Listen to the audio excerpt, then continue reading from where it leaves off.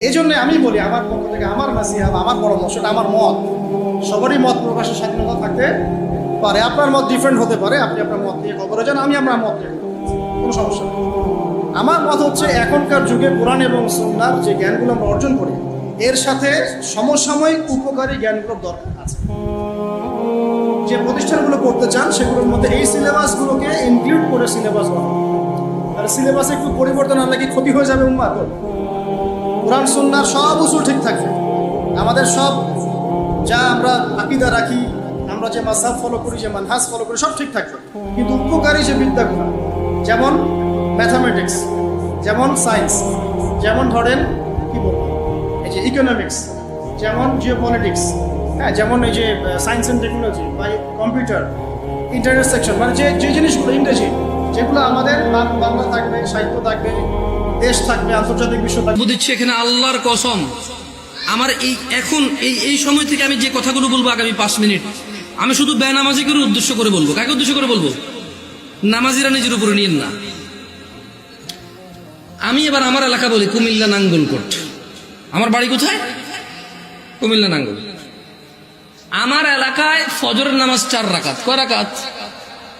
জোহরের নামাজ 12 রাকাত। কত রাকাত?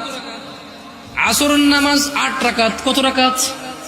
মাগরিব 7 রাকাত। কত রাকাত? একটু আমার সঙ্গে সঙ্গে বলিন, কেমন ভাল লাগে শুনতে। ঈশান নামাজ 15 রাকাত। কত রাকাত? 15 রাকাত। তাজহিজুল মাইয়িত, মারা গেলে লাশ রেখে দেয়া যায় না, তাড়াতাড়ি দাফন করে দাও। নামাজের সময় হলে নামাজ পড়ো, দেরি করো না। মানুষ মারা গেলে দাফন করতে দেরি করো না।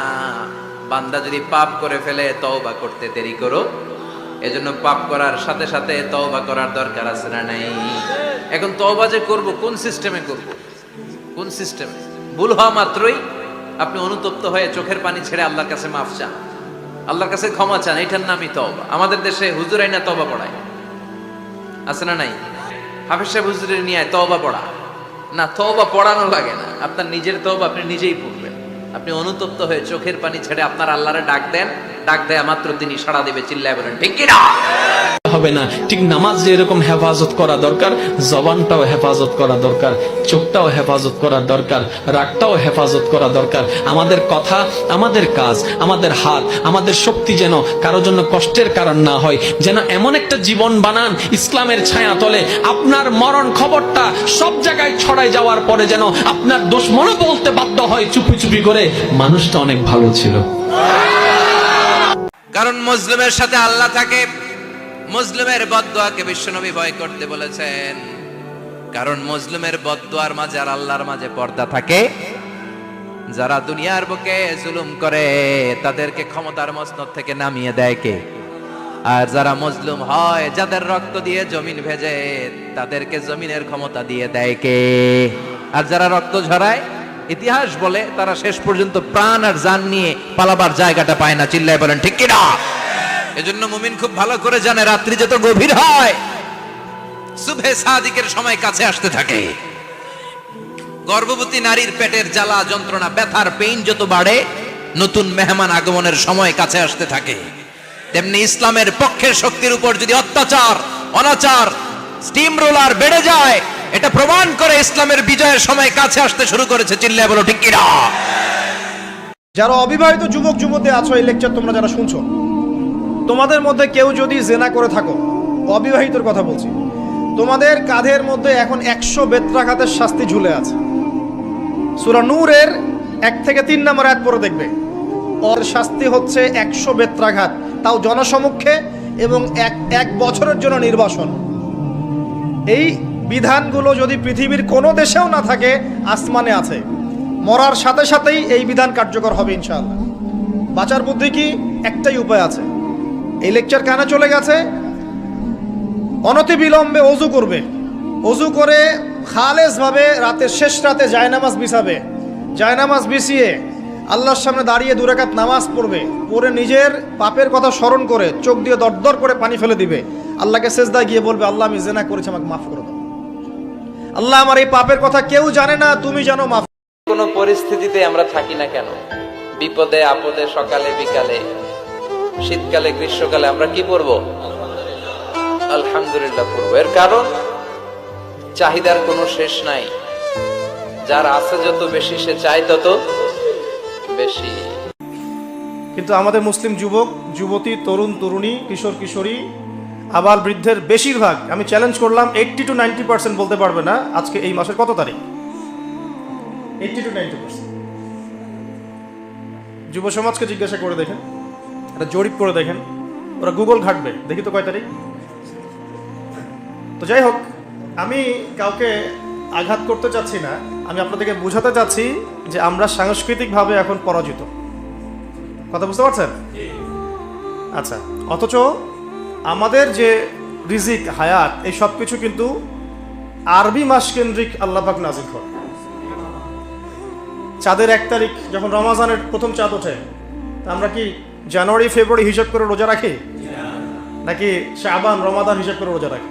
মাজারে তুমি ঠেকিও না কোনো মাজারে মাথা, তুমি বাঁধিও না কোনো তাবিজ। কোরআনের নামে ওযু ছাড়া কোরআনকে তুমি এখানে ঝুলাইও না। তুমি মহিলাদের মাসিক অবস্থায় কোরআনকে ঝুলাইও না। কোরআনুল কারীম এই তুচ্ছ কাজের জন্য আসে। শিফাউল লিল মুমিন। তুমি একটু বুদ্ধিমান হও, নাপা তুমি খাও, গলায় নাও না। কোরআন তুমি পড়ো না, গলায় নাও। তুমি একটু বুদ্ধিমান হও, তুমি একটু বুদ্ধিমান হও মুমিন। তোমার এখানে যদি সূরা ইয়াসিন থাকে, তোমার এখানে যদি সূরা ইয়াসিন থাকে, তুমি বোঝো তুমি টয়লেটে যাচ্ছ সূরা ইয়াসিন নিয়ে। আল্লাহকে ভয় করো। আমি কি অনেক খারাপ কথা বলেছি? আমেরিকাতে খান, এটা কি আমেরিকায় চাষ হয় ফল, নাকি কানাডা মেক্সিকো থেকে আসে? কোত্থেকে আসে? কোত্থেকে? এখানেই হয়, আবার বাইরে থেকেও আসে। Okay fine. লেটস সে আপনি যেই অ্যাপেলটা দিয়ে আজকে ব্রেকফাস্ট করলেন, যে অ্যাপেলটা আপনি খেলেন, এটা মেক্সিকো থেকে এসেছে।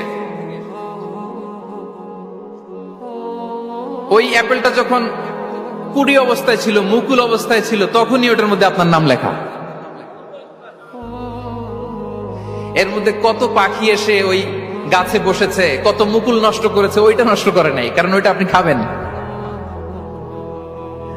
ওইটা পুষ্ট হয়ে সুন্দর একটা ফল হয়ে ইম্পোর্টেড হয়ে এটা আমেরিকাতে আসলো। একটা গুনাহ যদি মানুষের সাথে সম্পৃক্ত হয়, ওই ঋণ শোধ না করা পর্যন্ত জান্নাতি ব্যক্তি জান্নাতে ঢুকতে পারবে না।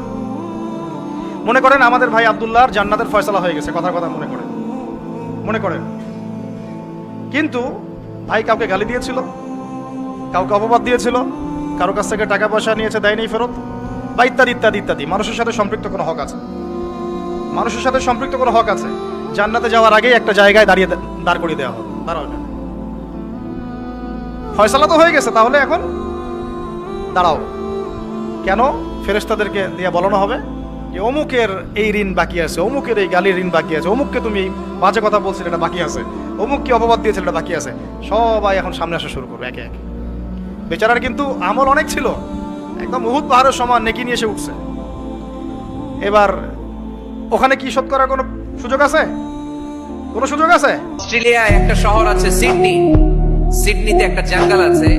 ওই জঙ্গলে একটা গাছ মানুষের মতো করে টু দ্য ডাইরেকশন অফ কিবলা, কেবলামুখী হয়ে এখনো রুকু দিয়ে আছে। সুবহানাল্লাহ পড়তে পারলেন না আওয়াজ করে? অনেক ক্যালেন্ডারে ছবিটা দেখা যায়, পেপার কাটিং আমি দেখেছি। একেবারে মানুষের মতো গাছটা, এটা এমন ভাবে বড় হয়েছে, এটা বড় হয়ে এমন ভাবে বেন্ড করেছে, মাথাটা বাঁকা হয়ে টু দ্য ডাইরেকশন অফ কিবলা, কেবলামুখী হয়ে রুকু করে আছে। অনেক গাছ আছে সেজদা করে আছে। গোটা বিশ্বের যা কিছু দেখা যায় সবকিছু সেজদায় লুটিয়ে পড়ে কার জন্যে?